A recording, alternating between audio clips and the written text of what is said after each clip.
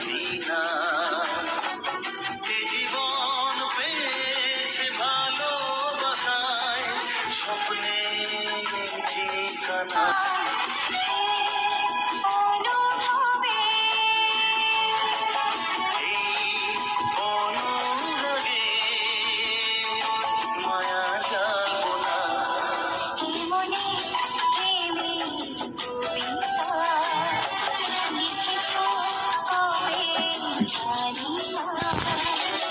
মন খুঁজে পেয়েছে ভালোবাসায় স্বপ্নের ঠিকানা।